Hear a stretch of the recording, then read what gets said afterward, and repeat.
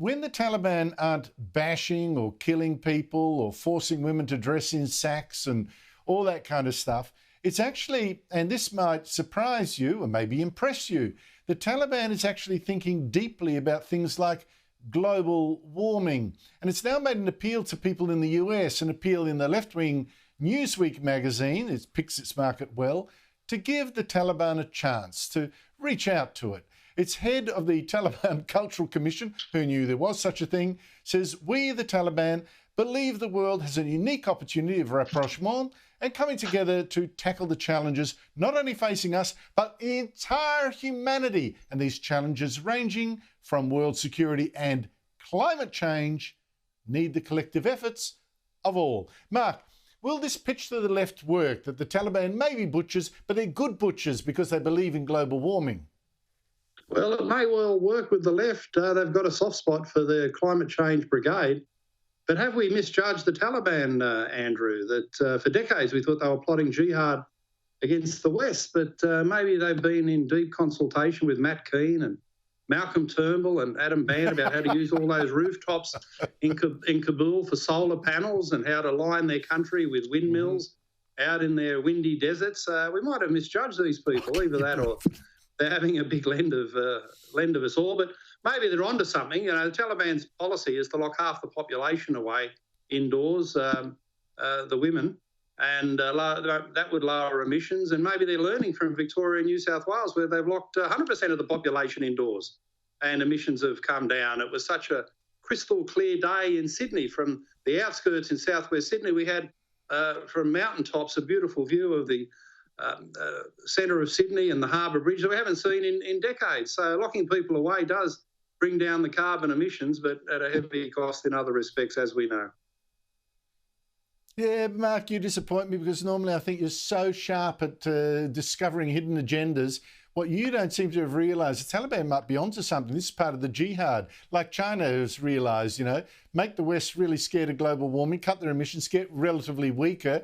These guys get relatively stronger. I mean, it's wonderful. They're encouraging civilizational suicide in the West. So I reckon that's their plot. But meanwhile, what have our own local domestic climate Taliban done to us, Mark? You've got the Energy Security Board today putting out a blueprint for our future electricity system and saying, whoops, sorry, we need more electricity generators soon or we won't have electricity when you need it.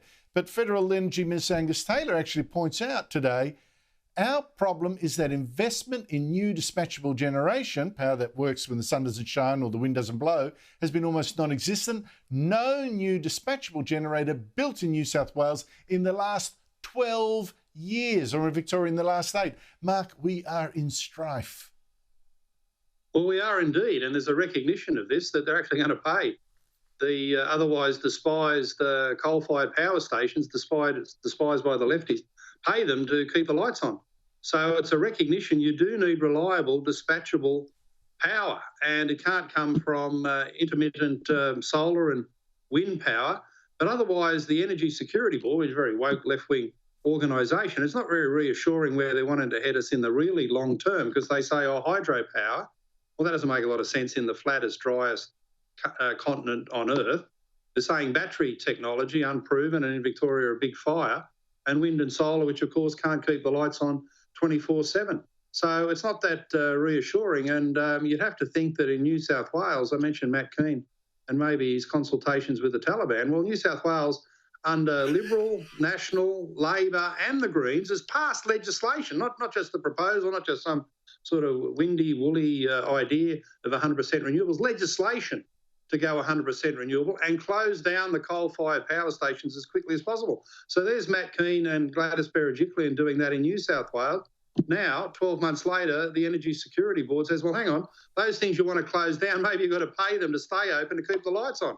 So it's one hell of a mess.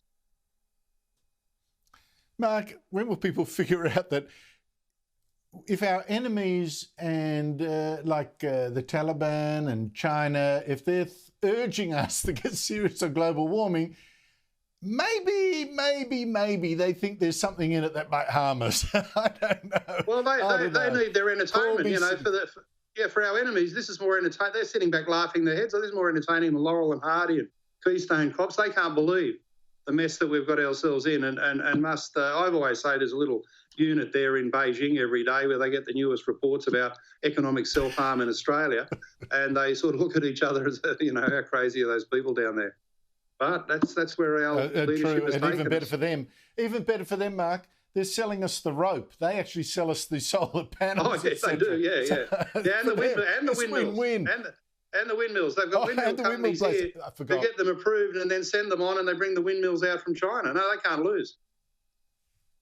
Can't lose. Mark Latham, thank you so much for your time.